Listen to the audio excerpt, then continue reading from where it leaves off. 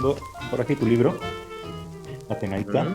Oye, qué bien editan estos los libros, ¿no? Está muy bonito, Sí, tiene Atenaita. mucho gusto. Tiene mucho gusto. Ujú. El libro, para ser un breviario tan pequeño, quizá tiene un coste Pero un poco matón, elevado, pero son matón. 14 euros, no Ajá. son 9 o 8, ¿no? Que es lo que cabría. Pero claro, es que el libro huele bien. O sea, el Y papel es de tiene un mucha tacto calidad, la portada es de magnífico. mucha calidad eh, y luego, la letra, está todo muy bien cuidado. Ellos son muy ujú, cuidadosos y son gente que aman los libros no solamente por el contenido, sino también por la forma. Son bastante sibaritas. ujú. Entonces, bueno, son unos libritos estupendos, pero lo que no son breviarios también son unas ediciones Sí. extraordinarias. O sea, todos los Mm, libros de Atenaica están muy bien editados. Entonces, sí, pues sí. bueno, para los bibliófilos y la gente que le gusta los libros, y por su calidad también y por su textura, es Sí, una sí. cosa interesante. Sí, Me sí, recuerdan los desde libros estos luego. franceses, así, con muy parcos en las portadas,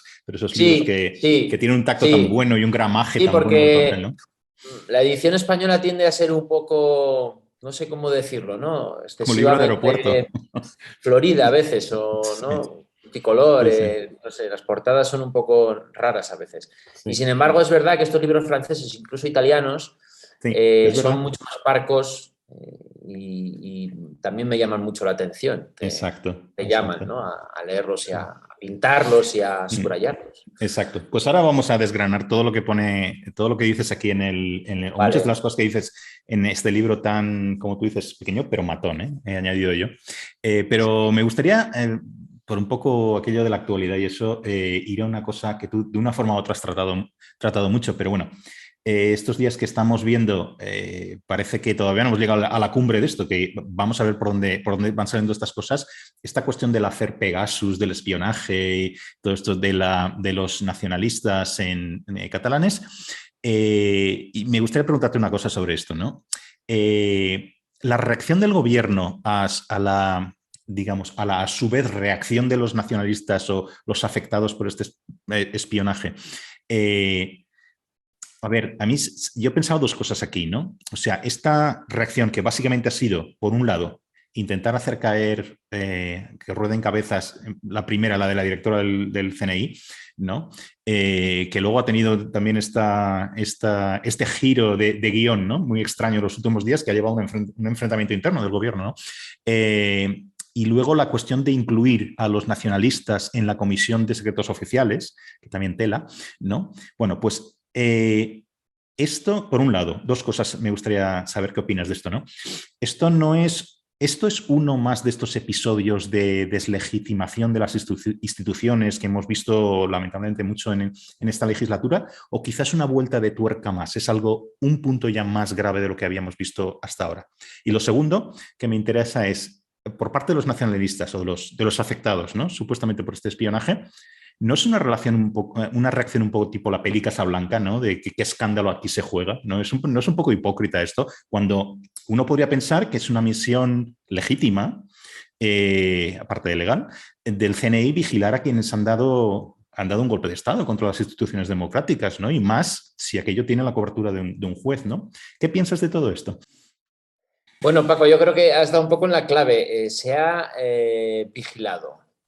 Por lo que ha Ujú. dicho la directora del CNI, se ha vigilado. No se ha espiado. Espiar es una cosa distinta. Espiar es lo que se produce entre estados y países y es aún más grave porque normalmente se utilizan medios tecnológicos y no tecnológicos ilegales para obtener cierta información de inteligencia militar, económica y que tiene que ver con la geopolítica. Lo que ha pasado en España parece ser, por lo que ha explicado la directora del CNI, es que ha habido un seguimiento y una vigilancia que se ha realizado de acuerdo a la ley del Centro Nacional de Inteligencia, a la ley de enjuiciamiento criminal y a otras normas previstas por ordenamiento, en el que con petición judicial previa, un magistrado del Tribunal Supremo, de la Sala de lo Contencioso, pues se ha decidido, o se decidió en su momento, vigilar y saber los movimientos que tenían determinadas personas que, como tú dices, estaban involucradas directamente, no solamente en un golpe institucional, sino también tenemos que recordar en un momento de manifestaciones y de violencia en la calle en Cataluña, donde había un cierto riesgo para el orden social y político. Por lo tanto, desde ese punto de vista, pues claro, se ha hecho un poco lo que debe de hacer un Centro Nacional de Inteligencia.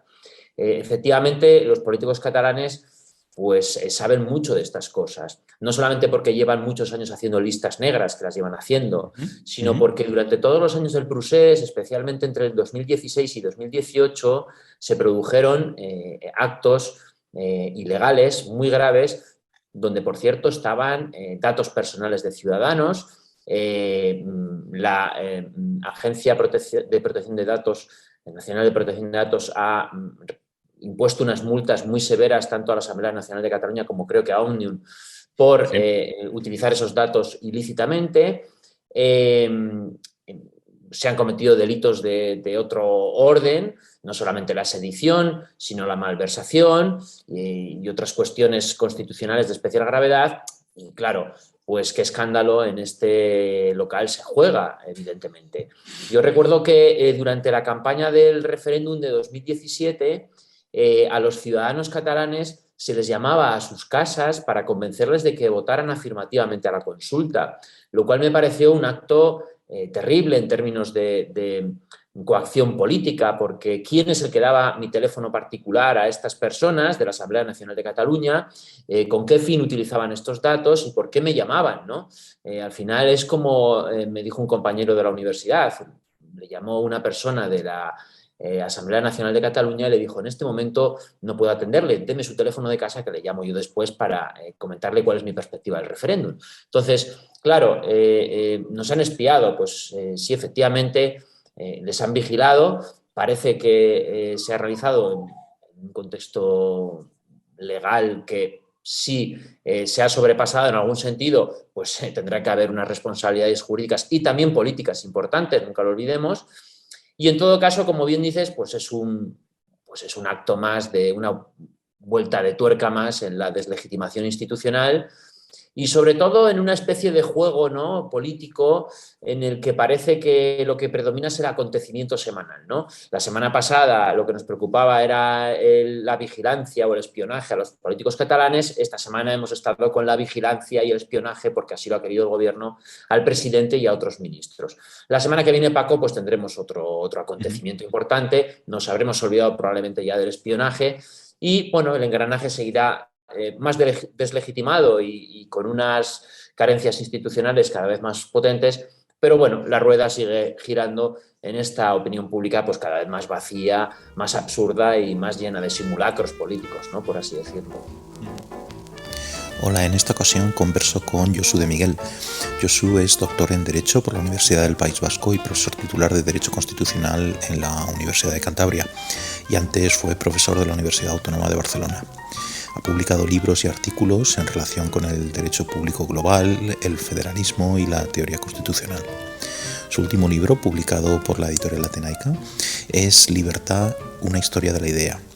Hoy hablaremos, además de la hipocresía de los supuestos afectados por el espionaje de Pegasus, como habéis escuchado, de muchos aspectos que trata en su libro sobre la libertad, de las decisiones del gobierno tumbadas por el Tribunal Constitucional, si en España somos más libertarios que liberales, por qué algunos quieren abolir las instituciones contramayoritarias, si las universidades son fábricas de parados y por qué la democracia española es una democracia militante, al contrario de lo que muchos creen. En este punto, antes de continuar con la conversación, siempre os agradezco vuestras suscripciones y la promoción que hacéis del podcast, pero además os quiero recordar que sin todo esto es muy difícil hacer el programa. De hecho, es cada vez más difícil porque tiene mucho trabajo detrás, como imagináis, y el tiempo que le puedo dedicar es cada vez menor. Así que os pido una vez más que si os gusta lo que veis y escucháis, le deis al botón de suscripción. Además de difundirlo y comentarlo en las redes, este es el único apoyo que os pido. No cuesta nada y supone mucho para mí. Y ahora seguimos escuchando a Josu de Miguel. A mí me recordaba no solo esto, pero todo el proceso de esto de lo que tú llamas los escándalos que hay de cada semana, aquello que pasaba, esta degradación institucional durante el mandato de Trump, ¿no? Donde al principio cualquier cosa era un escándalo y al final estabas saturado de escándalos y ya te daba igual, ¿no? O sea, ya, y se cada vez que nacía más gorda, ¿no? una saturación mediática muy fuerte. Yo creo que esto los comunicadores lo saben y, como decía Sloterdijk, se producen semanalmente. Antes eran mensualmente, decía Sloterdijk, ahora ya son semanalmente y probablemente ya luego serán diariamente estados de excepción comunicativos en torno a temas y temáticas. Y yo creo que el gobierno y sus comunicadores y el partido del gobierno pues son muy inteligentes en este tema, ¿no? Además, fíjate que es un gobierno donde hay otros gobiernos dentro, porque la parte de la coalición de Podemos parece que no es gobierno, le pide responsabilidades al propio gobierno con respecto al presunto espionaje, sin, yo creo que aclarar a los ciudadanos que ellos forman parte de la administración y del Poder Ejecutivo y que alguna responsabilidad tendrán como Consejo de Ministros. Pero bueno, esto ya es una especie de delirio del sistema político español que, como digo, sigue caminando hacia adelante pues ya por propia inercia, ¿no? Entonces, veremos cuál es el final de la escapada. A lo mejor nunca, ¿no? Seguimos con esta rueda comunicativa sin parar, ¿no? Sí, sí, sí. Como siempre digo, a ver, el gobierno es un órgano colegiado. Señores, aclárense, ¿están dentro o fuera? ¿No? Porque si están dentro se responsabilizan ustedes de todo lo que decide el gobierno, ¿no? Pero lo que no se puede hacer es esta cosa tan populista de estoy en la élite, pero estoy fuera de la élite. No, esto no funciona, ¿no? Pero en fin, ya nos vamos un poco por las ramas interesantes, pero bueno, volveremos. Entonces, otra cosa que también mencionas mucho como contexto, digamos, o para las ideas que desarrollas en tu libro, por ejemplo, es la cuestión de la pandemia, ¿no? Y aquí hay varias cosas que se refieren, estrictamente hablando, a diversos aspectos de la libertad que tú tratas en tu libro, ¿no?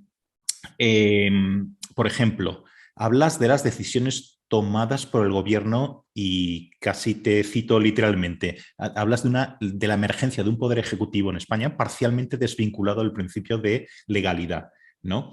Entonces yo estaba pensando, vamos a ver, el Tribunal Constitucional decretó que el primer estado de alarma era inconstitucional. Entonces, también el tercero, ¿eh? También, los dos los ha declarado inconstitucionales. El del medio, el Madrid, sobre ese yo creo que no hubo recursos. Si lo hay, no lo ha resuelto, ¿no? O no lo recuerdo. Entonces, pero declaró el primero y el tercero, el largo también. Vale, este no lo tenía controlado, ¿no? Es más grave de lo que parece en realidad. Claro, entonces, dada esta gravedad, ¿cómo te preguntaría, cómo se reparan los daños causados por esta suspensión de derechos, ¿no? Porque parece que al final, quiero decir que no son derechos menores, ¿eh? El derecho de ambulatorio, etcétera, ¿no? Yo lo veía todo esto que yo, como sabes, no estaba durante esos estados de alarma, yo no estaba en España, entonces yo lo veía desde fuera, desde Canadá, donde no se hubiera planteado una cosa así en absoluto, ¿no? Y yo lo veía como una barbaridad, yo no sé, yo me imaginaba a todo el mundo ahí metido en las casas sin poder salir, una cosa tremenda, ¿no? O sea que no estamos hablando de algo menor, pero ¿cómo se repara esto una vez decidido? Quiero decir, ya sé que al final siempre, este tipo de cosas siempre puedes decir, bueno, al final los ciudadanos votan y entonces van a refrendar o van a castigar ciertas decisiones de los gobiernos. Pero al final todo nos lo tenemos que llevar a un proceso tan complejo para esta, digamos, pero esta asunción de responsabilidades o esta accountability de los gobiernos como son las elecciones. Quiero decir, ¿no se puede esto reparar de alguna otra forma? Quiero decir, esta suspensión de los derechos. Bueno, la propia ley orgánica establece que los daños patrimoniales que se produzcan por la aplicación de los estados de alarma, de excepción y de sitio deberán ser reparados económicamente, ¿no? Por la administración, según se determine. Yo creo que en el primer estado de alarma anulado, una parte, el relacionado con la cuestión del confinamiento, ahí el Tribunal Constitucional cerró muy bien la sentencia diciendo que no era posible vincular el fallo a una responsabilidad patrimonial del Estado, en cierta medida. Con el segundo las cosas no han quedado tan claras y evidentemente hay personas que están acudiendo al Tribunal Supremo y creo que también a la Audiencia Nacional para reparar los daños que hayan podido sufrir por la aplicación de un estado de alarma que se declara inconstitucional, porque algún tipo de responsabilidad habrá que tener desde ese punto de vista.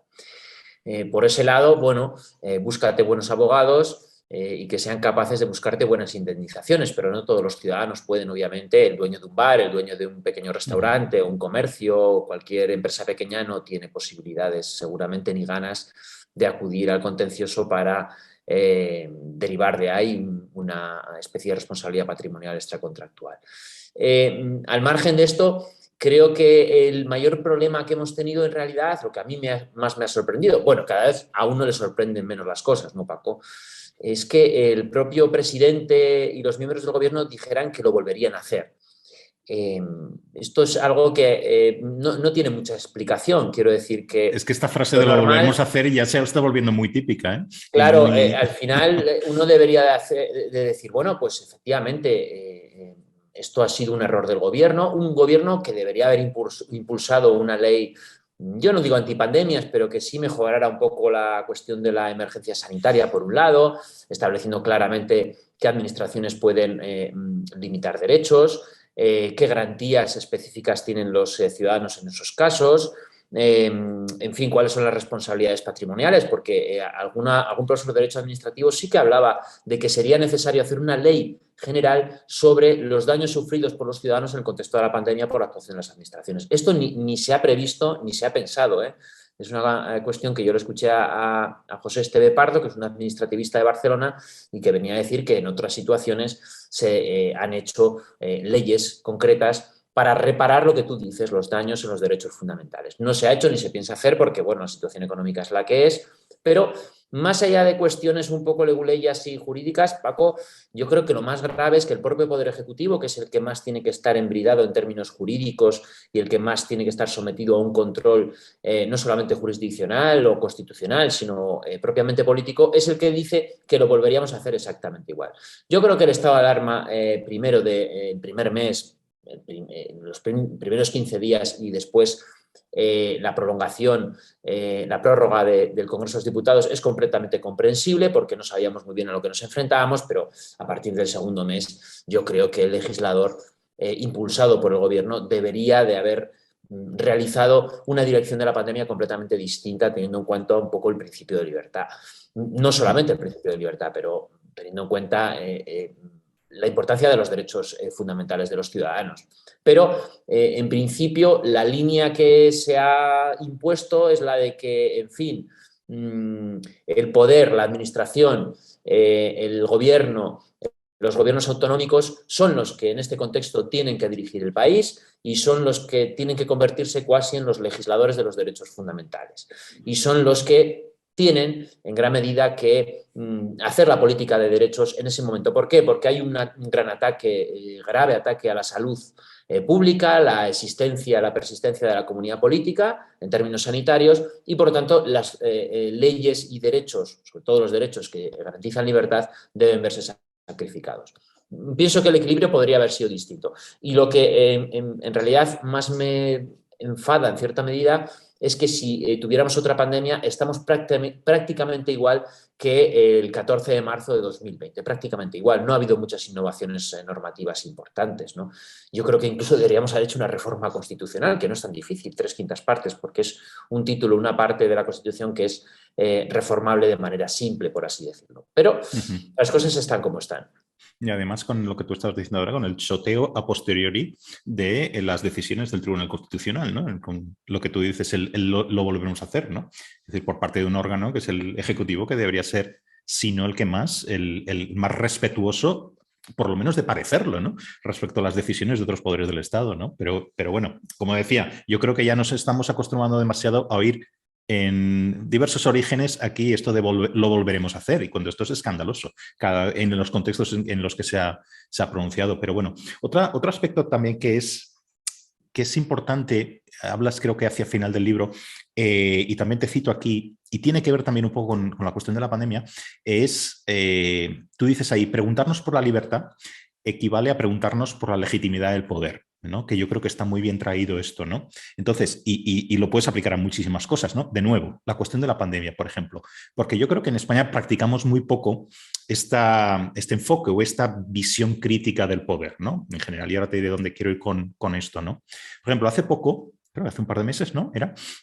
Ante un repunte de los contagios, el gobierno ordenó llevar de nuevo la mascarilla en exteriores, ¿no? A mí esto me pareció un cachondeo, o sea, porque yo creo que era claramente, que yo creo que era muy transparente que el gobierno en ese momento no sabía exactamente cómo enfrentarse a una cuestión de nuevo complicada, ¿no? Que es el repunte de los casos, etcétera, ¿no? Y entonces pero también creía que debía de hacer algo, ¿no? Debía hacer algo de cara a los ciudadanos, ¿no? O sea, lo que no podía permitir es no hacer nada, ¿no? Una cuestión puramente política. Entonces, yo creo, desde mi punto de vista, que ordena de una forma arbitraria llevar la mascarilla en exteriores, que es algo que cualquier científico se lleva las manos a la cabeza. Esto es una cosa ridícula. O sea, yo voy por el monte yo solo y tengo que llevar una mascarilla, estoy por la calle y no hay nadie, tengo que llevar una mascarilla, ¿no? Bien, yo personalmente practiqué esas 2 semanas o 3 semanas, no sé cuánto tiempo estuvo vigente esto, una desobediencia civil clara, ¿no? Bueno, que me metieron un multazo. Pero bueno, parece esto aquello que decía Colau, ¿no? Desobedecemos las leyes que no nos gusten, ¿no? Pero no voy por ahí. Que son injustas, que son injustas. Exacto, ¿no? Es mejor todavía eso.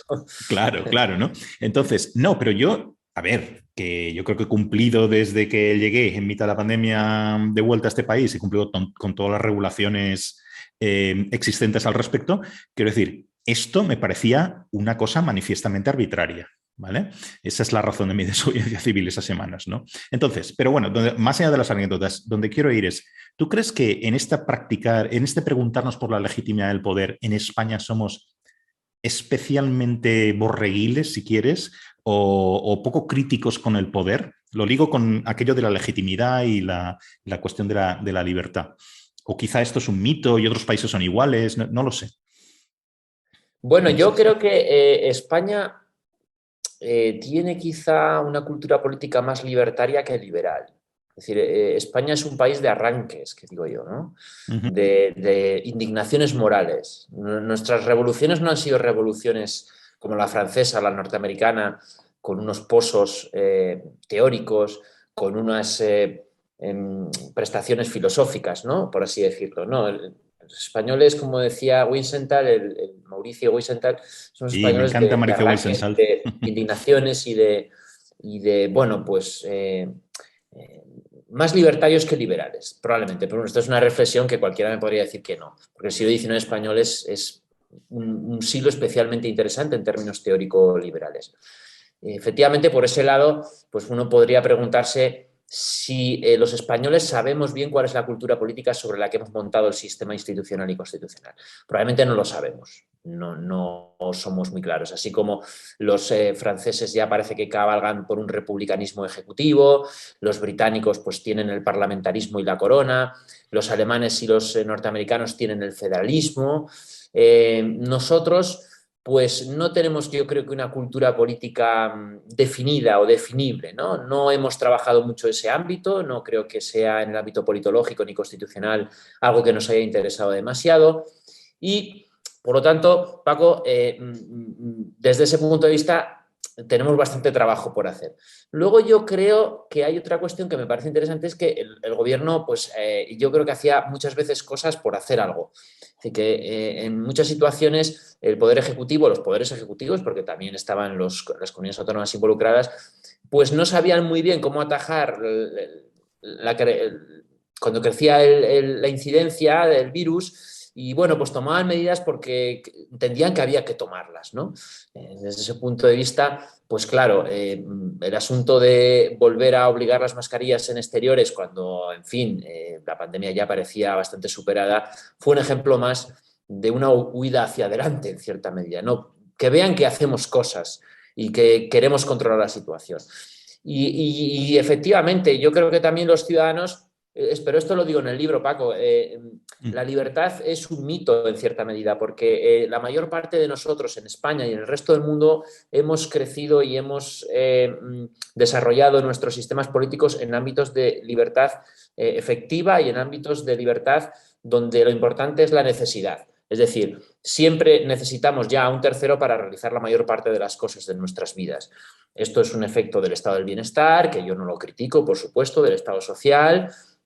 Hemos abandonado esa idea de libertad dominada, como digo en el libro, y por lo tanto somos muy capaces de sacrificar nuestra libertad por nuestro bienestar, bien sea la salud, bien sea nuestro trabajo o bien sea cualquier otra circunstancia, ¿no? No sé quién decía, creo que era un historiador griego, ¿no?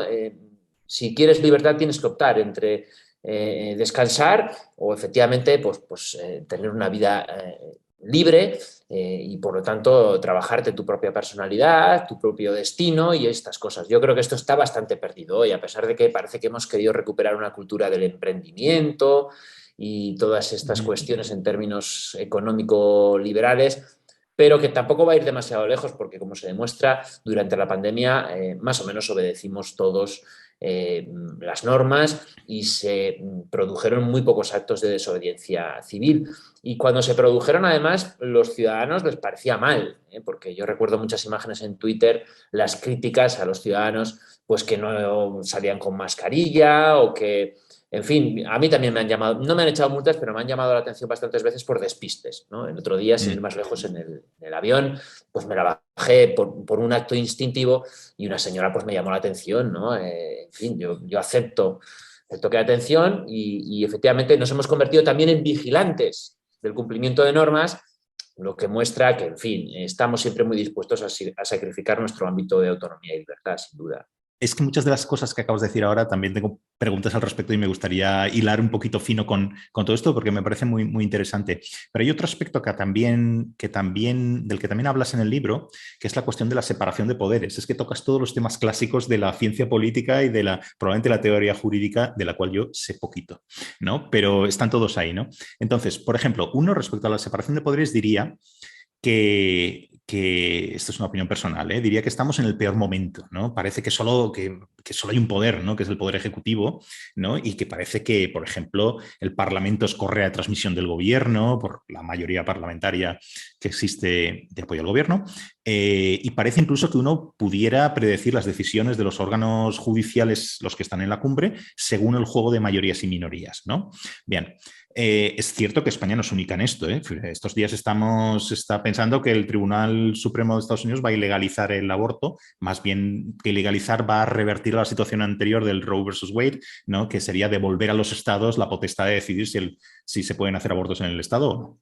Bien, entonces, en cualquier caso, es una situación que yo creo que también está aquí en esta cosa que estamos hablando de la separación de poderes, ¿no? Porque al final los integrantes del Tribunal Supremo en Estados Unidos son nombrados por el Ejecutivo, pasan el filtro del Legislativo, etcétera, ¿no? Pero es un poco la misma cosa. Bien, por no hablar de Hungría, Polonia, etcétera, ¿no? Que eso también es importante, ¿no? Bien, entonces la pregunta en realidad es muy sencilla, ¿no? ¿Cómo estamos en España, por un lado, en este sentido? Si de alguna manera se puede medir esta salud de la separación de poderes, por decirlo así, y ¿qué sistema tú crees, sería una segunda pregunta, qué sistema es el que mejor garantiza de los sistemas que hay, no sistemas ideales, ¿vale? De los sistemas existentes, cuál es el que mejor garantiza la separación de poderes? En Europa, en América, donde sea, ¿no? Te lo lanzo ahí. Bueno, es una pregunta para responder largamente, pero creo que te lo puedo hacer en un par de minutos. Mira, por un lado, efectivamente Montesquieu piensa la separación de poderes, el equilibrio entre poderes, pues como uno de los elementos fundantes de la libertad. Por otro lado están los derechos fundamentales. Yo normalmente en clase suelo decir que la separación de poderes ya no existe como tal, que es un principio filosófico constitucional que nos sirve para resolver algunas situaciones, pero nosotros, cuando ya emergió el Estado Social del Bienestar, se produjo una racionalización parlamentaria, lo que implicó que el Parlamento ya no era soberano, lo que implicó la estabilidad de los gobiernos y de las administraciones y, sobre todo, lo más importante, como el Estado iba a participar muchísimo en el contexto social e iba a realizar invasiones en la libertad en pos de la igualdad, lo que tenemos es una colaboración entre poderes, ¿no? Y hoy tenemos un ejecutivo que legisla a través de los decretos leyes porque está previsto constitucionalmente, quizá en exceso, pero está previsto. Tenemos un tribunal constitucional que es un legislador negativo, en realidad, porque así lo previó Kelsen, no es capaz de anular leyes y normas con rango de ley. Y tenemos un Parlamento que, aparte de que ya no es un poder legislativo pleno como lo era antaño, por lo que he comentado con anterioridad, tiene una particularidad, es que tampoco realiza ya un control sobre el gobierno, sino que lo que se produce es una relación entre la minoría parlamentaria y la mayoría gubernamental. Y aquí incluso yo suelo decir a los alumnos que tenemos en España, además, unas características específicas, y es que parece que en el Parlamento es el gobierno el que controla la oposición, ¿no? Entonces, todo esto está transmutado porque el sistema de equilibrio entre poderes se transforma profundamente con el constitucionalismo del bienestar. Y las constituciones que sobre todo tenemos en Europa a partir de 1950 buscan esta colaboración entre poderes, con alguna excepción como la francesa, que yo creo que al final ha sido perjudicial, porque como bien sabes, en Francia al final el presidente, hemos ido hacia un presidencialismo casi hegemónico, donde ha desaparecido casi la figura del primer ministro, etcétera, etcétera.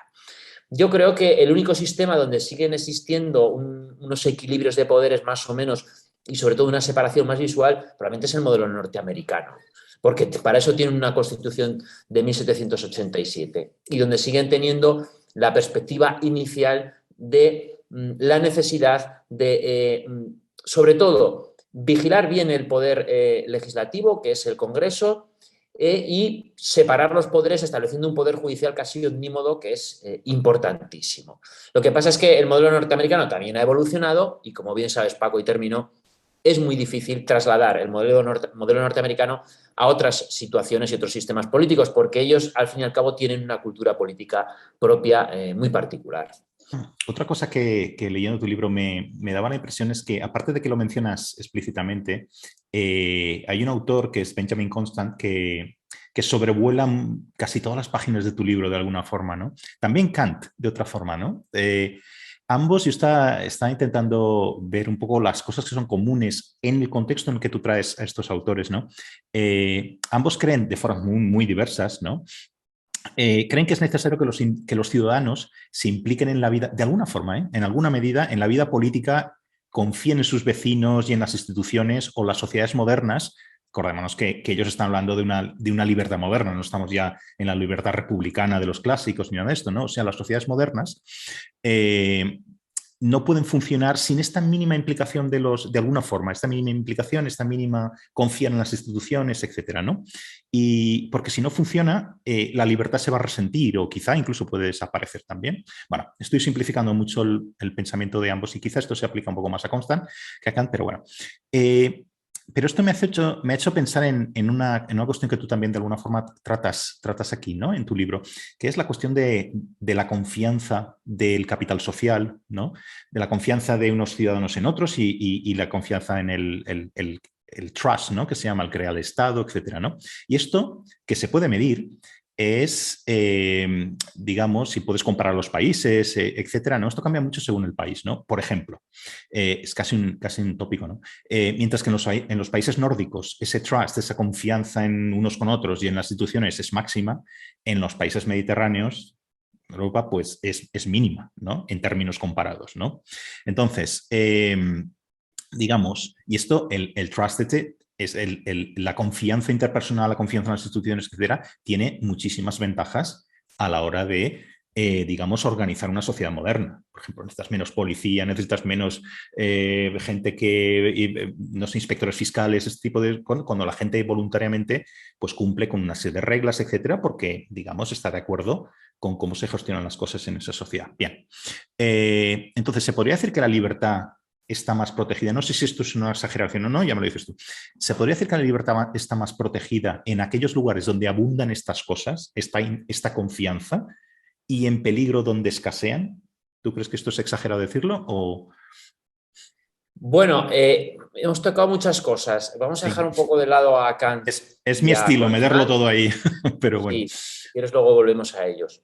Sí, sí. Sí, hay un apartado donde hablo de la tercera libertad, donde hablo de la libertad identitaria, donde yo creo que ahí dejo un poco clara mi postura, ¿no?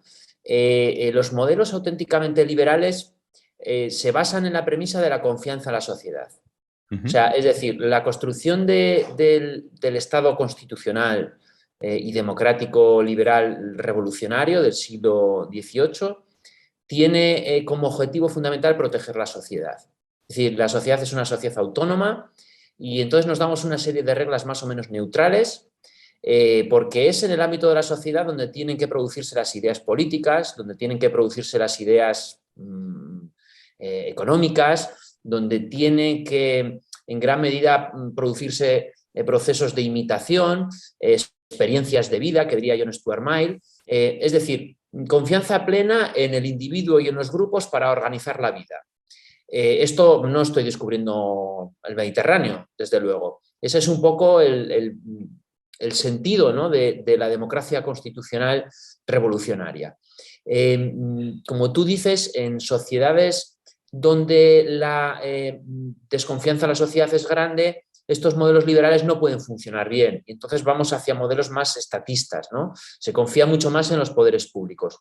En la presentación de este libro, Paco, tuve la oportunidad de conocer una encuesta, creo que era del CIS, o no sé si era una investigación sociológica del BBVA, no recuerdo, donde decía que los españoles tenían una confianza del 78% de todos los extremos ideológicos en que fuera el Estado el que resolviera sus problemas individuales. No me extraña. Esto iba desde Podemos hasta Vox, por poner un poco todo el ramo, ¿no?, ideológico, todos los extremos. Y claro, ahora llegamos a una situación donde ya no estamos ante un tipo de estatismo más o menos burdo. Es que las nuevas teorías posmodernas o el posmodernismo, que digo yo, que es una diferencia, un matiz importante, cree realmente que la sociedad es el ámbito donde se producen relaciones de poder y de violencia. Y que por lo tanto hay que politizar todos los ámbitos de la vida. Yo creo que la frase esa que digo en el libro, ¿no?, de que no es que no tengamos vida privada, pero en fin, todo lo personal es político, lleva necesariamente a la idea de que la sociedad es un ámbito de violencia y de poder y que por lo tanto hay que intervenir en ella para de algún modo producir unas relaciones entre individuos y entre grupos distintas a las que se producen un poco de forma espontánea y natural. Y claro, en estos contextos lo que más sufre es el ordenamiento jurídico, porque como hemos dicho antes, pues el Estado de Derecho o la separación de poderes se resiente mucho, se producen muchísimos derechos subjetivos que parece que sustituyen al derecho objetivo, que se va un poco deslavazando y se va, pues va perdiendo un poco, ¿no?, las dimensiones normativas fundantes, ¿no? Y, por supuesto, lo que va ocurriendo es que pues, le vamos pidiendo a los poderes públicos que vaya resolviendo cada vez más situaciones, ¿no? Claro, no imaginábamos hace unos años que el poder público nos dijera a través de los nudges o de los empujoncitos que debiéramos de comer. Tampoco pensábamos que el poder público nos iba a decir cómo tener relaciones sexuales. Es decir, es una especie de distopía en gran medida producido por esto que señalas, ¿no? Como no tenemos muy claro que la sociedad es el ámbito de la libertad, pues en ese contexto resulta casi lógico y normal que al final o el final del proceso sea la ampliación de los poderes públicos, de la capilaridad del sistema administrativo y de, por lo tanto, la reducción de los espacios de autonomía de los ciudadanos, que parece, en algún sentido, cederse gustosamente, ¿no? No estoy muy seguro de que vayamos a tener una reacción contra estos modelos que también implican, pues, y en el libro también lo digo, pues una vulneración, no una vulneración, pero sí una reconsideración de esa idea de neutralidad del derecho, ¿no?, que teníamos inicialmente en nuestra cultura política y en nuestra forma de entender el derecho. Claro, cuando uno habla de libertad es difícil también sustraerse, como en todos estos debates clásicos, ¿no?, al concepto de igualdad también, ¿no? Y tú lo tratas mucho en el libro. También, en concreto, dices que debemos de considerar o que hay diferencias a la hora de considerar la igualdad a partir del punto de partida o del de llegada, ¿no? Y esto es también el debate clásico de la igualdad de oportunidades frente a la igualdad de resultados, ¿no? Entonces, yo me pregunto a ver qué dirías de estas calificaciones que te voy a proponer, ¿no?, respecto a estos dos conceptos, ¿no?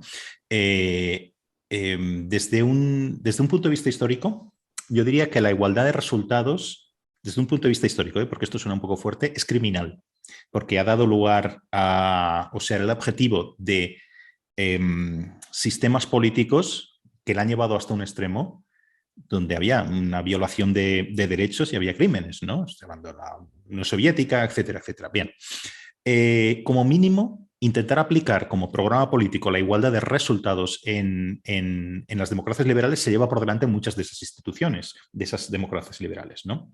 Sin embargo, la igualdad de oportunidades a mí me parece revolucionaria, ¿no? Me parece una cosa que, aplicada en serio, ¿vale? Quiero decir, aquí la gradación es importante, ¿eh? No es blanco-negro, ¿no? Aplicar en serio es una cuestión revolucionaria, ¿no? Entonces, yo creo que todos, desde liberales hasta la izquierda democrática, deberían apostar mucho más por ella. De nuevo, estoy exagerando con estas calificaciones que te estoy lanzando aquí. ¿Qué piensas?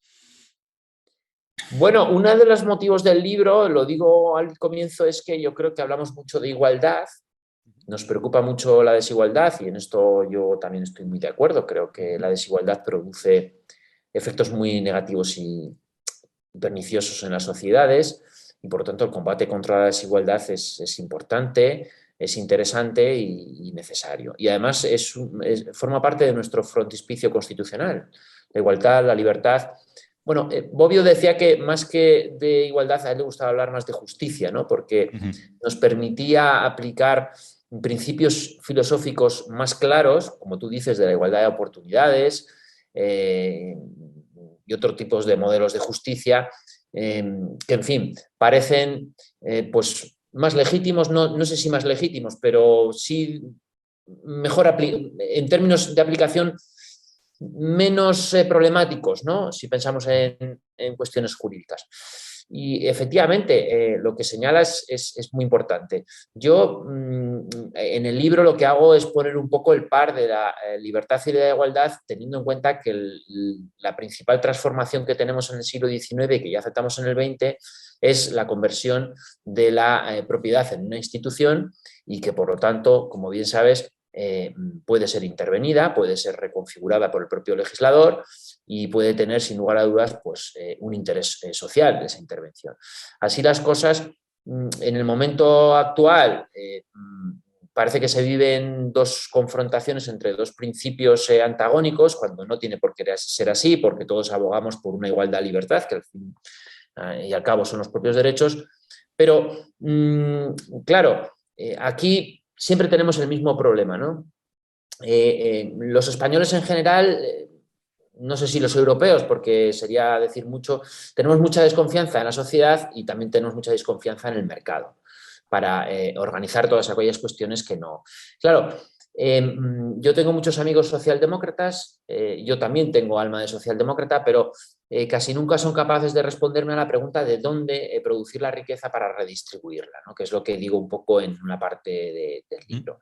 Que la redistribución solo es posible si se crea riqueza, por lo tanto, esta idea del decrecimiento también va a ser muy problemática, incluso desde el punto de vista de la igualdad de oportunidades, y me parece que desde este punto de vista pensar que podemos redistribuir y llegar a unas condiciones de igualdad sin previamente crear unos términos de riqueza de manera estándar, pues me parece una utopía también difícilmente aplicable, ¿no? Por eso yo siempre digo que hay que tener un mercado sano, intervenido hasta cierto punto, con unas reglas claras, que permita la libre competencia, que no permita las posiciones de predominio, que no se entienda esa libertad de manera expansiva e ilimitada, pero al fin y al cabo un mercado que nos permita producir bienes, comercio, porque la libertad de los modernos es la libertad comercial, y a partir de ahí, cuando tengamos la riqueza, redistribuirla de acuerdo a unos criterios, ¿no? Que se deciden globalmente en la Constitución y que después cada gobierno y cada parlamento tiene que ir legislando, ¿no? Esa es un poco la postura del libro. Yo creo que no son... Un poco mi interés también era que los liberales que hemos tenido desde los años 80, que hacen o que hacen mucha... no digo propaganda, pero sí hacen de la libertad un poco su modus operandi, su modus vivendi, me parece que es una parte de la libertad, ¿no? O sea, es una forma de entender la libertad, pero no es la única, ¿no? Entonces, también yo reivindico la idea de libertad política, que es especialmente importante, la idea de libertad constituyente, muchas de sus dimensiones. Y no solamente, por eso el apartado económico únicamente tiene, creo que un epígrafe, ¿no? Igualdad y libertad, donde hablo de las cuestiones un poco económicas. Se podría haber hablado muchísimo más, pero yo no soy la persona más adecuada. Quería dar otras pinceladas, otras dimensiones de la libertad, por así decirlo. Pero yo creo que es fundamental este aspecto, ¿no? De hecho, yo creo que esta cuestión de las diferencias entre la libertad, perdón, la igualdad de resultados, la igualdad de oportunidades, que es decir, no se quedan, o el mayor interés de este debate no es siquiera una cuestión académica, que es que la vemos a diario en la política práctica, en la política del día a día. Por ejemplo, una cuestión que está en el centro de esta discusión son las reformas educativas. Es decir, esto lo estoy pensando ahora, escuchando las cosas que estabas diciendo. Las reformas educativas en España, yo personalmente pienso que es que en lugar de caminar hacia una igualdad de oportunidades, digamos, nos estamos alejando de esa igualdad de oportunidades si los resultados de esas reformas educativas en España son los que parece que van a ser. Todavía no lo sabemos, ¿no? Quiero decir que una bajada de la exigencia de los alumnos, etcétera, para enmascarar unos supuestos fracasos, o sea, fracaso, digamos, de una parte de los alumnos que salen del sistema sin una titulación, etcétera, etcétera. En fin, esto es una cosa que parece un poco el hecho de Procusto, se aleja de lo que debería ser la cuestión central, o digamos, en todos lados, la cuestión central de los sistemas educativos son, por un lado, pues que den lugar a ciudadanos que saben hacer cosas y saben hacer cosas para un mercado, y también a ciudadanos, crear una ciudadanía democrática, etcétera. Bien, con diversos grados en cada sistema educativo, ¿no? Pues parece que esto yo creo que puede saltar por los aires, ¿no? Y lo que puede llevar es a incrementar las diferencias entre aquellos que pueden pagarse una educación, o que pueden pagar una educación exigente para los hijos, y aquellos que no pueden hacerlo. Y entonces eso va a agravar las diferencias sociales en muchísimo. O sea, estamos al revés de lo que debería ser, y sobre todo de lo que debería ser el objetivo para los partidos socialdemócratas o para las ideas socialdemócratas, ¿no? Pero por eso cuando yo pienso en términos de igualdad de oportunidades, etcétera, trato de pensar en este tipo de ejemplos. Y supongo que tú tienes muchos más, pero yo creo que este tipo de cosas entran de lleno, ¿no?, en este debate. No sé un poco cómo lo ves. La cuestión de la educación, bueno, no, claro, esto no lo hablo en el libro, ¿no? Lo sé, es que lo está pensando ahora. Pero bueno, sí. Soy profesor de universidad, me dedico a la educación superior. Yo creo que la degradación viene desde hace muchos años. No cargaría las tintas solamente con esta ley educativa, ¿cierto?, en concreto. Eso es verdad. También diría, en segundo lugar, que hay una cierta contradicción entre atacar de manera clara, yo creo que de forma muy diáfana, el principio de meritocracia, que no se le quiere, cuando no se tiene en cuenta un poco que la meritocracia que estamos atacando es la norteamericana, donde realmente el acceso a la educación superior es prácticamente una cosa de ricos, como bien sabes, ¿no? Hay que endeudarse muchísimo. Eso por un lado. Pero por otro lado, quizá yo, precisamente como viene de hace muchos años, creo que es un fracaso histórico y simplemente nos estamos adaptando un poco a ese fracaso histórico. Es decir, que la exigencia educativa sería lógica, en cierta medida, si hubiera una especie de adaptación entre lo que es el sistema productivo y el modelo educativo. Pero en España no lo tenemos, Paco. España es un país... no digo de camareros porque me parecería muy fuerte decirlo y una falta de respeto a muchas personas. ¿Quién decía pero esto? evidentemente, Rejón decía alguna cosa de estas, ¿no? Sí, nuestro país tiene el modelo productivo que tiene. Hasta la década de 2010, los grandes 4 focos económicos españoles, ¿cuáles eran? La banca ya está destruida. No hace falta... Tú probablemente porque vives en Madrid, pero te invito un día a que vengas a la España un poco rural o a la España periférica y veas el cierre de las entidades bancarias y de las oficinas, que es una consecuencia también de la pérdida de credibilidad del sector y de productividad. Teníamos los coches. Eso sigue siendo una potencia, pero creo que a partir de la introducción del coche eléctrico, además, vamos a tener serios problemas en ese ámbito. Tenemos la construcción, ya sabemos lo que pasó con la construcción, no hace falta que lo recuerde. Y tenemos probablemente el más importante, que es el sector turístico. Entonces, si tú tienes en cuenta ese cuadro productivo, ¿qué educación necesitamos? Resulta bastante normal que los poderes públicos digan, bueno, vamos a bajar la exigencia, que lo que antes era el bachillerato ahora sea la universidad y que, en fin, lo que antes era secundaria ahora sea primaria. Es decir, vamos subiendo un poco los escalones de la exigencia, con estos aprobados incluso suspendiendo asignaturas, porque no se trata, como se dice, de no dejar a nadie atrás, sino simplemente que todo el mundo tenga su título y después, cuando salga al mundo laboral y se encuentre con la realidad, pues tampoco se indigne demasiado, ¿no? por la situación personal y familiar que va a encontrar. Entonces, yo creo que es la adaptación normal, camaleónica de un sistema educativo, porque lo que en España necesitamos en realidad son políticas económicas, que es una cosa distinta. Yo creo que la educación no va a resolver la economía. Esto me parece ser demasiado optimistas, sinceramente. Podemos tener un sistema educativo muy bueno, pero si no tenemos unas políticas económicas globales más acertadas y con una visión de conjunto y de país, pues no tenemos mucho que hacer. Entonces, resulta normal que los títulos valgan menos. ¿Por qué valen menos los títulos? Pues bueno, pues porque en España tenemos un mapa de titulaciones absolutamente delirante, si me permite la expresión, delirante, ¿no? ¿Cuántos licenciados en Derecho salen al año en España? ¿Cuántos graduados en periodismo? ¿Cuántos psicólogos? ¿Cuántos sociólogos? Es una producción de parados casi en serie, ¿no?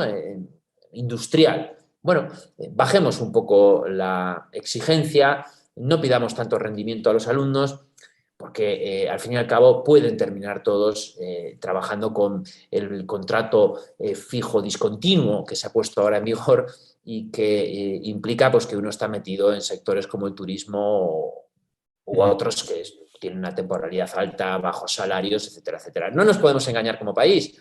Si pretendemos engañarnos, pues en fin, creo que vamos por el mal camino, en cierto modo. No solo es cuánta gente trae, cuántos titulados de esto o de aquello salen en España, ¿no? Sino, yo no sé si has hecho de alguna forma este ejercicio aquí con tus alumnos en España, pero cuando yo estaba dando clase en Canadá, más o menos lo que yo seguía en contacto con ellos y por lo que yo sabía por la universidad, una gran mayoría de los titulados trabajaban en aquello que se habían titulado. Con lo cual, y hubiera parecido una situación de pesadilla, digamos, algo parecido a lo que pasa en España, donde tanta gente con un título no trabaja en lo que ha estudiado, trabaja en algo para lo cual está sobrecualificado, digamos, o trabaja en algo totalmente distinto, ¿no? Quiero decir que ese es otro aspecto también que engarza con lo que estamos hablando, digamos, claro, que es bastante importante, ¿no? Entonces, lo que hace el gobierno, el poder público, lo digo ahora porque es este gobierno, pero que antes lo pudieron hacer otros. No me parece que concretar en el PSOE y Podemos esto nos lleve a... Es decir, se van adaptando un poco, al fin y al cabo esto es un poco materialismo también, ¿no? Y teoría crítica. Oiga, mire, es que en realidad nos adaptamos un poco a la situación económica que tenemos, que es de cierta decadencia, insisto, fíjate en los sectores económicos que teníamos en el año 2000.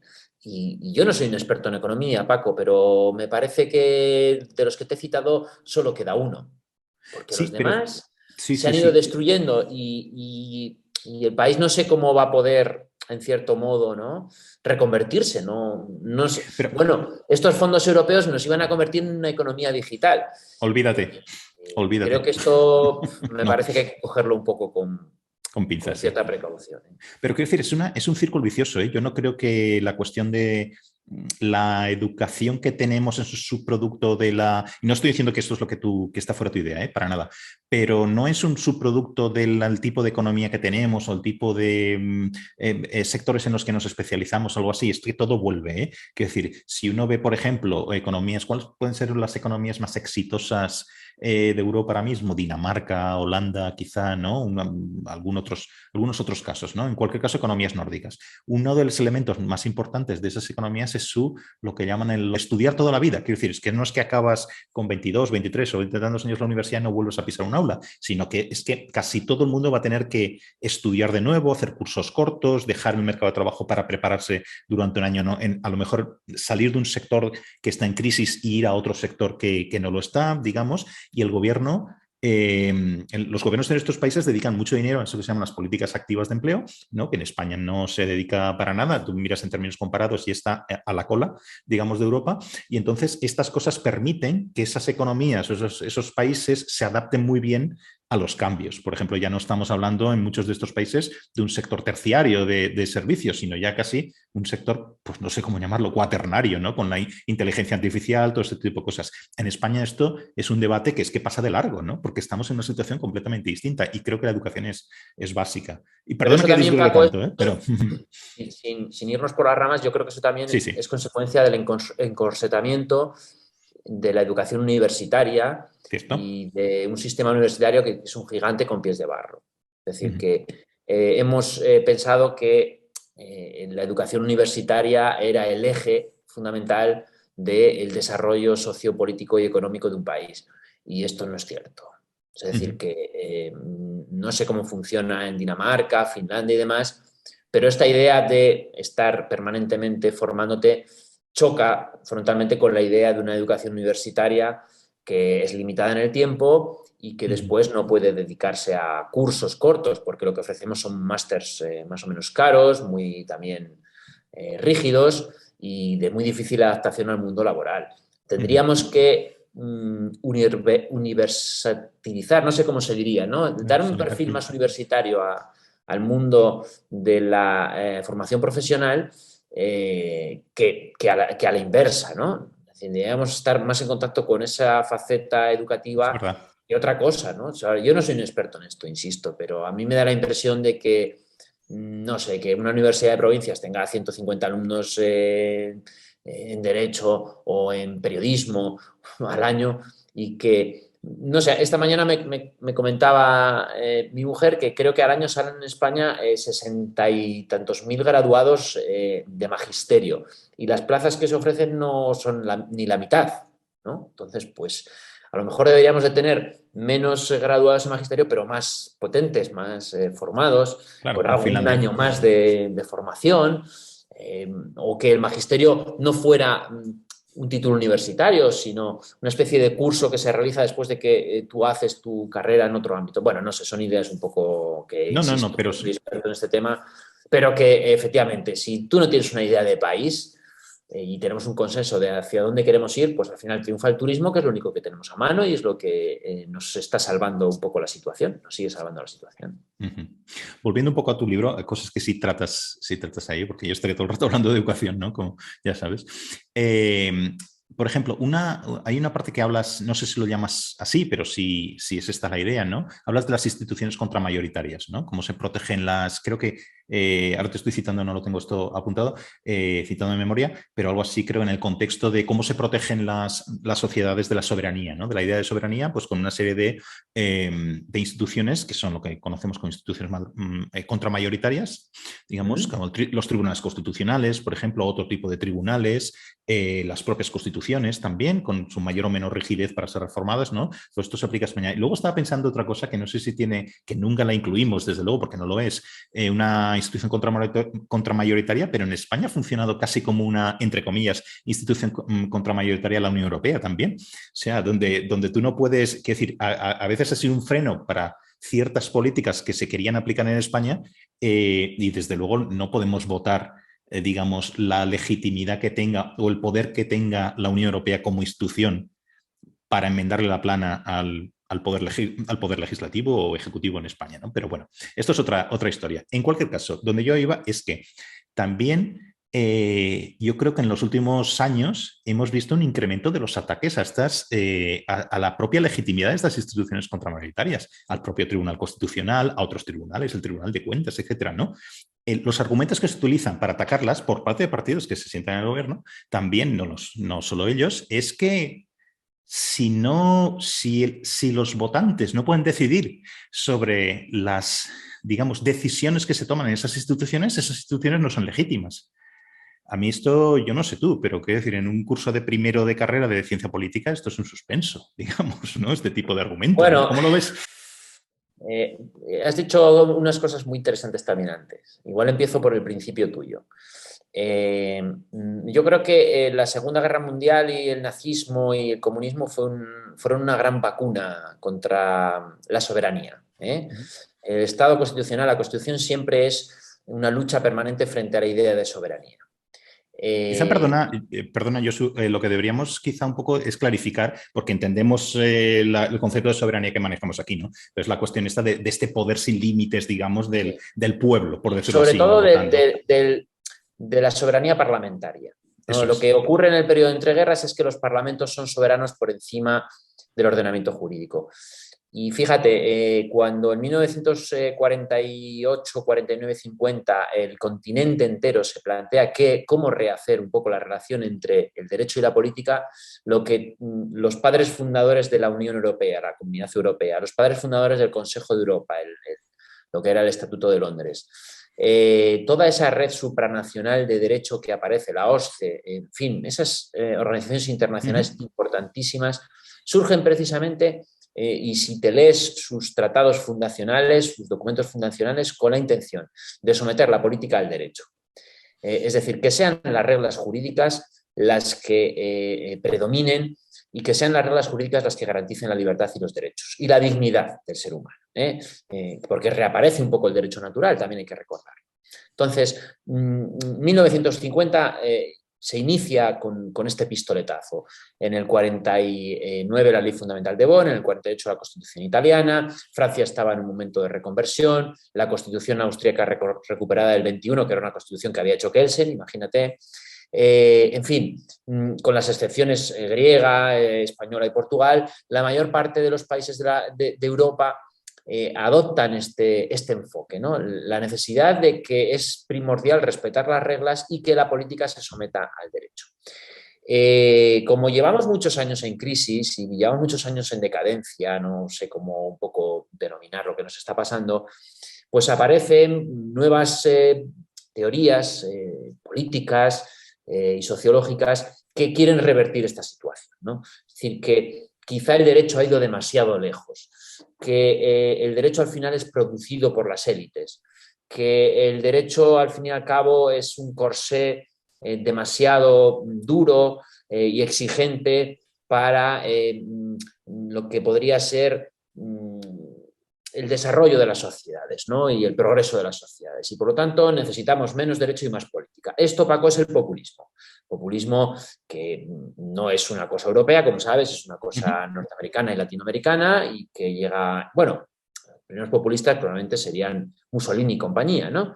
Pero, en fin, al margen de dónde se produce esta idea, si es un estilo político, si no, yo creo que el dogma fundamental del populismo es precisamente esto, la rearticulación de la relación entre soberanía y derecho y entre política y normas jurídicas. Y lo que se plantea ahora es precisamente esto que tú señalas, que quizá no necesitamos instituciones contramayoritarias. Tú fíjate que para Europa los tribunales constitucionales no ha sido como en Estados Unidos simplemente un órgano importante para gestionar el reparto federal o para limitar el poder del Congreso. No, no. En Europa, en España, en Alemania, en Francia, en Italia, en otros países, las Cortes Constitucionales han sido garantes de la democracia, han sido defensores de la democracia y del orden constitucional también, pero también de la democracia. Entonces, claro, estas instituciones contramayoritarias tienen que ser las primeras víctimas del populismo.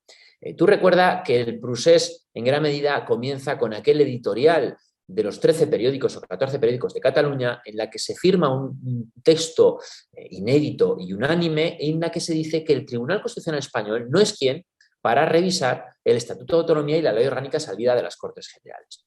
Esto yo creo que es el pistoletazo un poco del procés, que es, sin lugar a dudas, un fenómeno de nacionalpopulismo de libro, aunque esto se les pase a muchos profesores y politólogos sobre el tema, porque quizá crean que estos son populistas de los buenos o son populistas de izquierdas, como quieras, o progresistas, pero esto es muy importante, ¿no? Ese pistoletazo.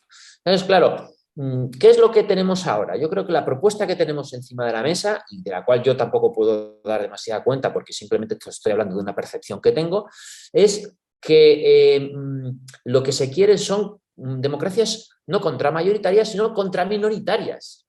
Es decir, que lo que está surgiendo son precisamente, o está surgiendo, o trata de imponerse un modelo de democracia donde la política esté presente en estas instituciones y que esas instituciones, más que un poco gestionar el conflicto a través del derecho, gestionen el conflicto a través de principios, de valores, de ideologías, más alejadas de lo que es un poco la frialdad de la Constitución, del derecho y de las normas jurídicas.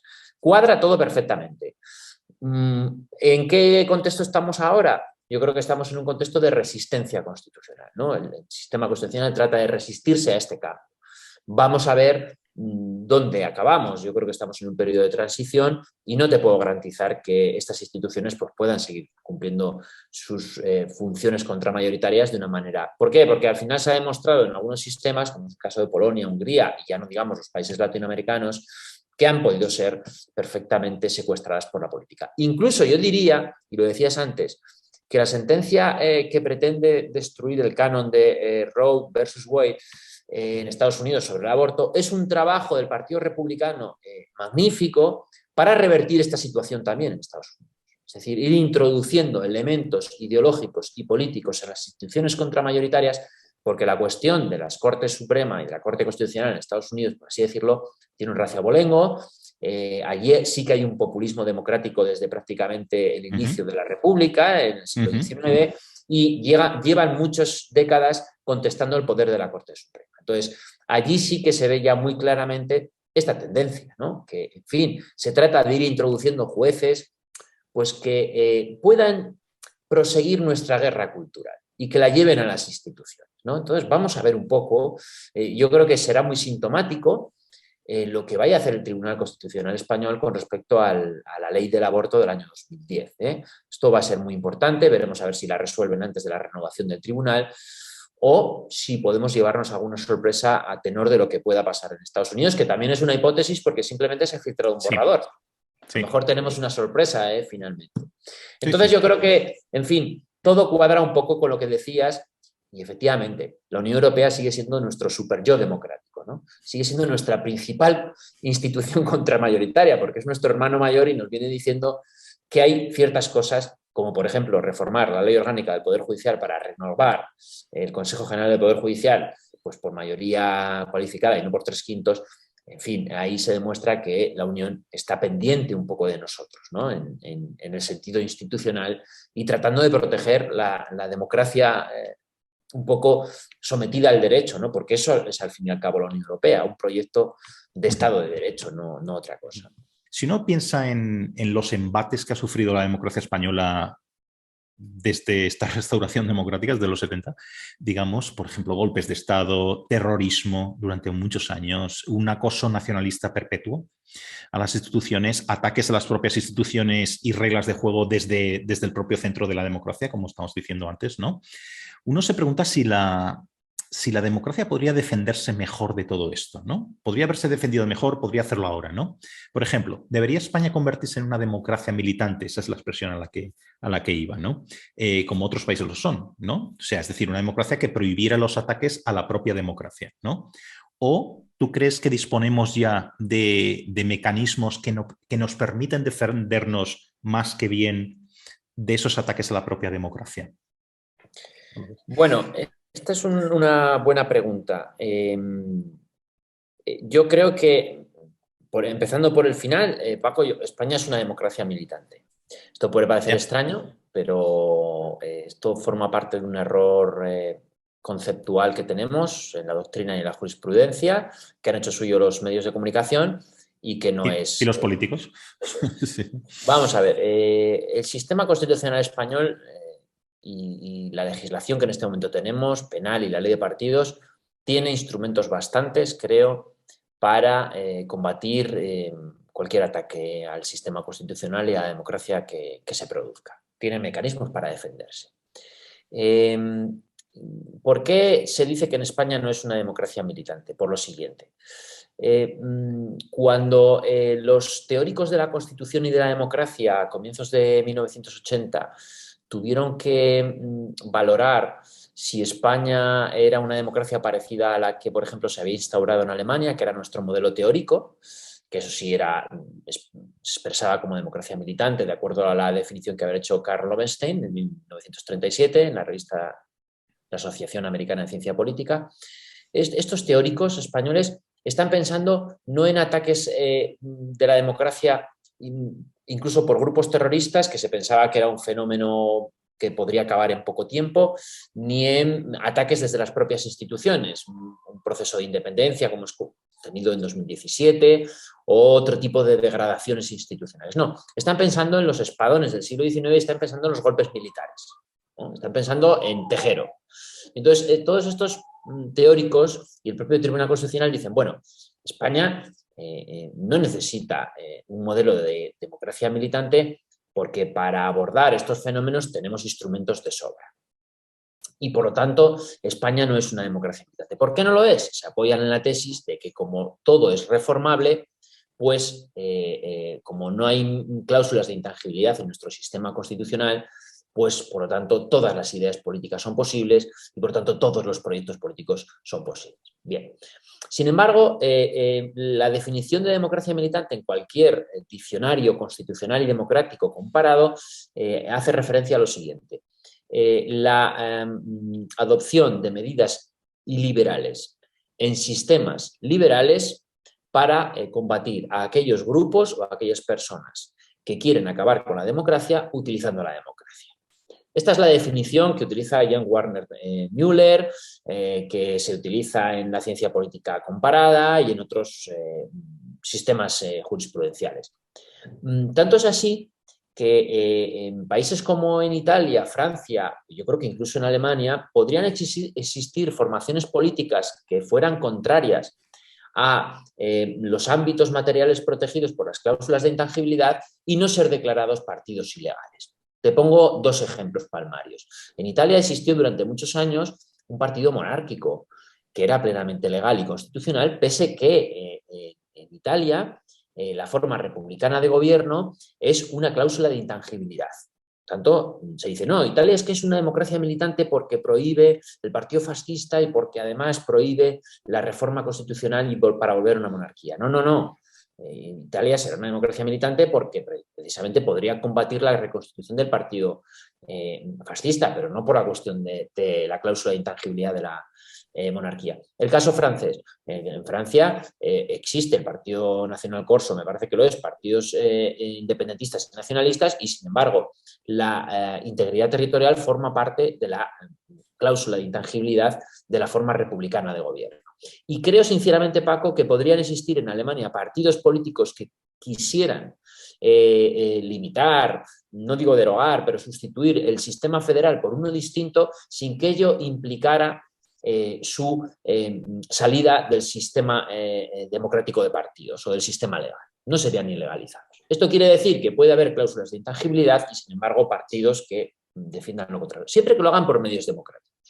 Por lo tanto, ¿qué es lo que combate la democracia militante? A través de medidas iliberales, como por ejemplo la prohibición de partidos políticos y del derecho de participación o de la libertad de expresión o de otros, el uso de derechos fundamentales, la prohibición de esos derechos para intentar acabar con los derechos de otros ciudadanos.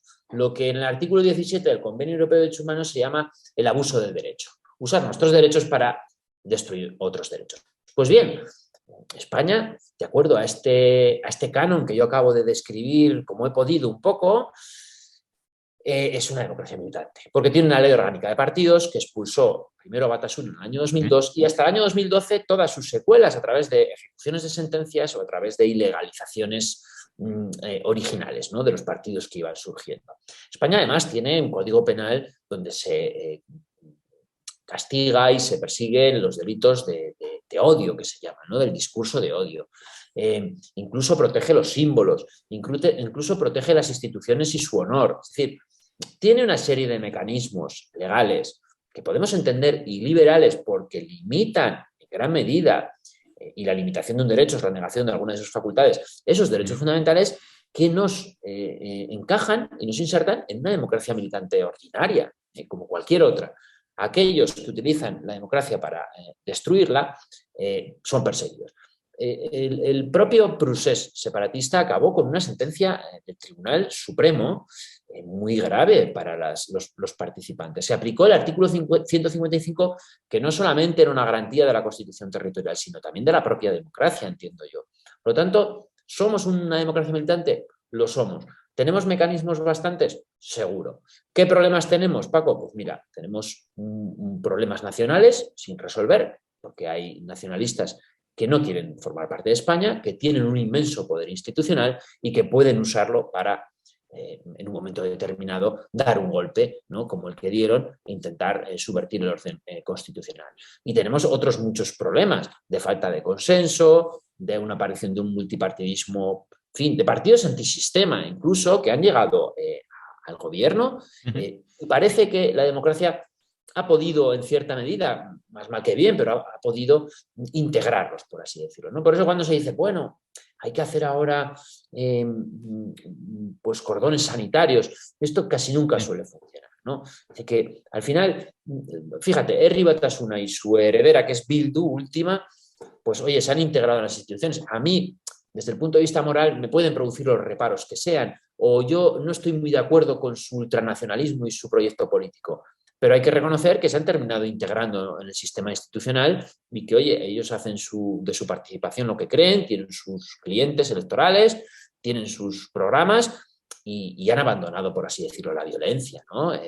Política, la violencia terrorista, institucional. Bueno, pues hay que alegrarse por esto. Por lo tanto, creo que nuestro sistema sí es una democracia militante y además, en cierta medida, ha sido eficaz, porque hemos tenido ataques graves, el terrorismo, el 23F, el golpe catalán, del nacionalismo catalán, para precisar.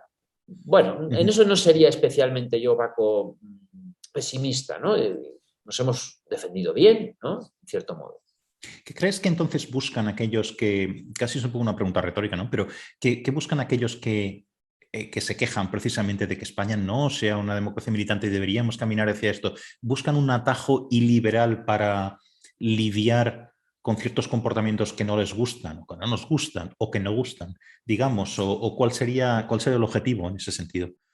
Bueno, yo tengo como principal objetivo en mis últimos trabajos, uno que acabo de publicar ahora recientemente, el que se deje de usar mal la palabra democracia militante. Es decir, que se deje de una vez de utilizar mal. Ya lo somos y tenemos los mecanismos.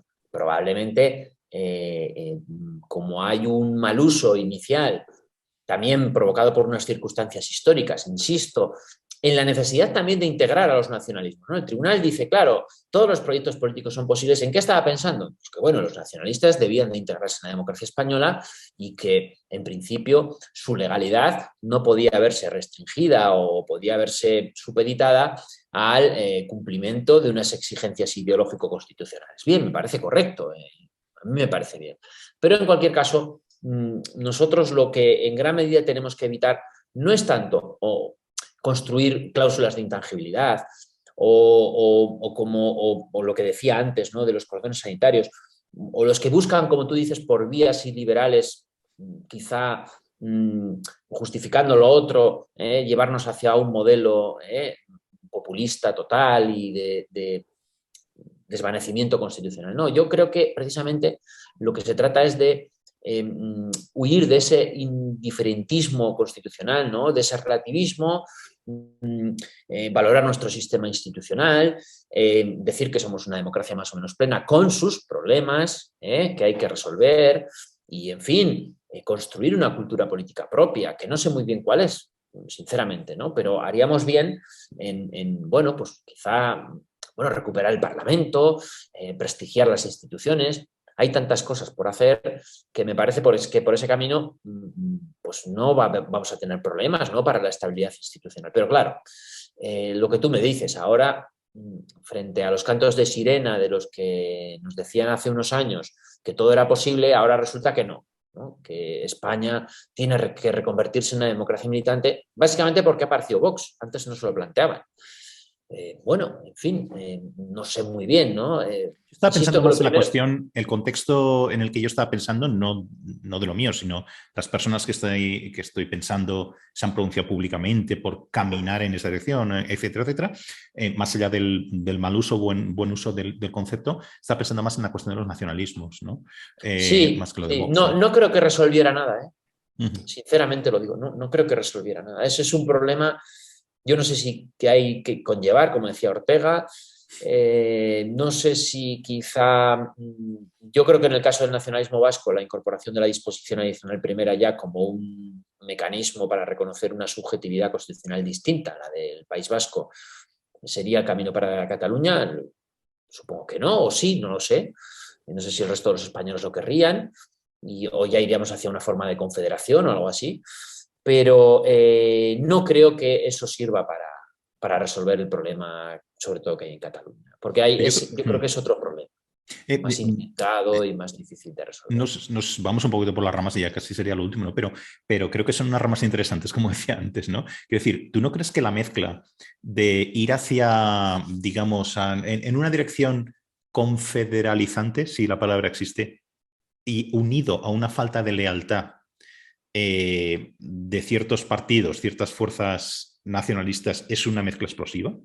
Quiero decir, porque una confederación que no existe, ahora mismo, a bote pronto, no sé tú, pero es difícil pensar en confederaciones. A veces pensamos en Suiza, tal. No, Suiza, no, señores, no es una confederación, aunque lo lleven el nombre. No, ¿no? Es un es más, ¿no? Bélgica. Bélgica sí es más. Por ejemplo, cuanto más te vas al polo de descentralización, digamos, más lealtad básica tiene que haber con la comunidad política, porque si no, aquello estalla, ¿no? Entonces... Sí, no, completamente. Vamos a ver. Dos cosas para ir terminando. Mira, la primera, el caso del concierto vasco y navarro y la disposición adicional primera, esas situaciones yo creo que solamente pueden realizarse en procesos constituyentes, cuando se hizo, en el 77-78. O sea, yo esto lo tengo más o menos claro. Yo creo que esto también lo defiende Josep María Castellà, un catedrático de Barcelona, de claro, podríamos prever una cláusula catalana en ese sentido. Y dice, sí, claro, pero quizá venimos tarde ya. ¿Por qué? Porque ya se ha hecho todo el proceso autonómico y ahora hay que decirle a otras 16 comunidades autónomas, a 15 en concreto, que van a tener un régimen común mientras el resto, País Vasco y Cataluña, van a tener dos regímenes constitucionales territoriales distintos. Bueno, ahí ya vamos a destiempo.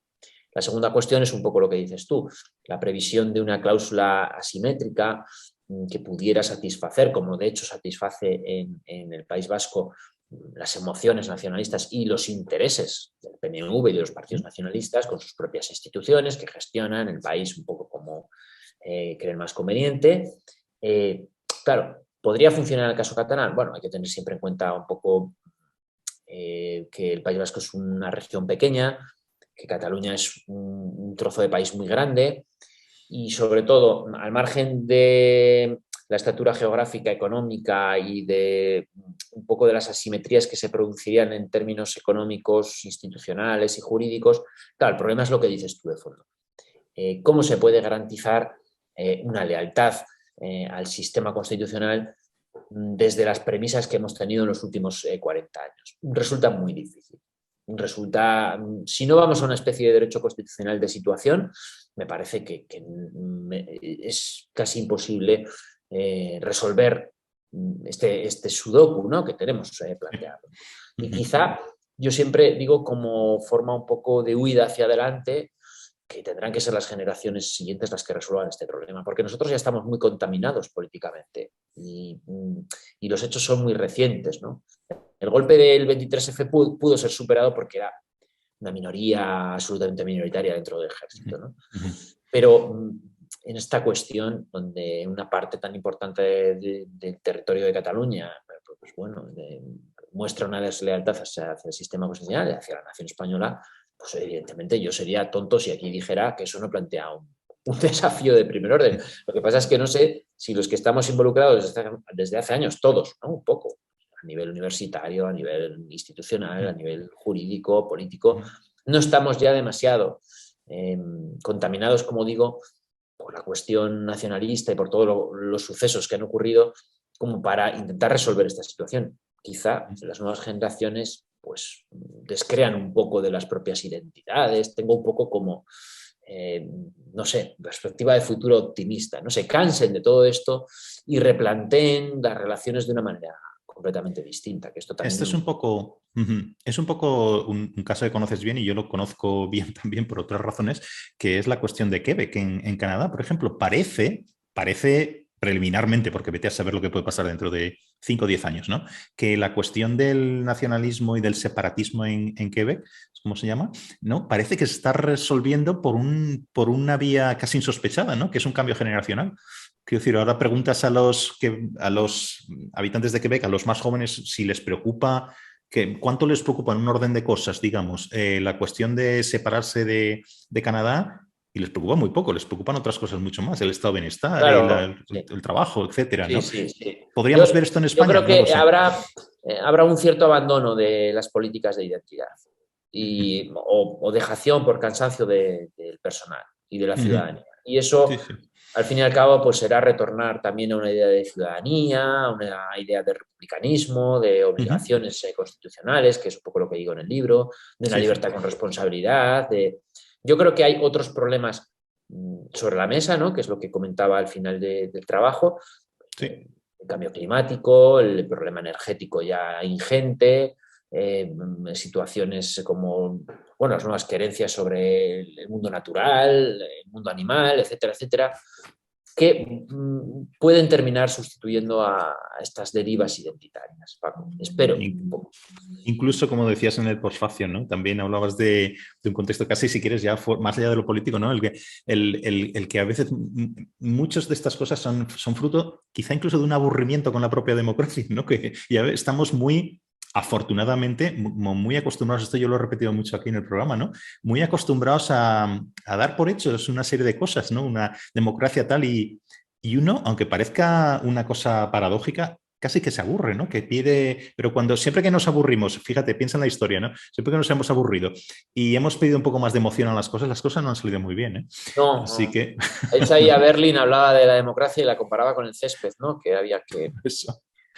cuidarlo y que los céspedes más antiguos y más viejos, claro, eran muy buenos y porque llevaban 300 años de cuidado, o los que fueran, ¿no? Yo qué sé. Sí, sí, sí. Pero sí, evidentemente, si esto no se riega todos los días, pues evidentemente, la propia libertad también, ¿eh? Si no se riega, si no se enseña, si no aprendemos a ser autónomos y a valorar también nuestra capacidad, ¿no? Para hacer las cosas por nosotros mismos, pues va a pasar lo mismo un poco, ¿no? Pero bueno, vamos a ser un poco optimistas, ¿no? A lo mejor a través de estos podcasts y de estos vídeos conseguimos... Y otra cosa, bueno, yo no sé tanto, pero aquí hemos tenido, no sé cómo lo verás tú, pero bueno, esto daría para otro programa, un baño de realidad tremendo viendo lo que pasa en Ucrania y con Rusia, ¿no? Sí, claro, es decir, claro. Esto, vamos a la realidad otra vez, ya no estamos hablando tanto de estas cuestiones que parecía que eran lo central en pues la identidad, este tipo de historias, no, aquí estamos hablando de la vida y la muerte.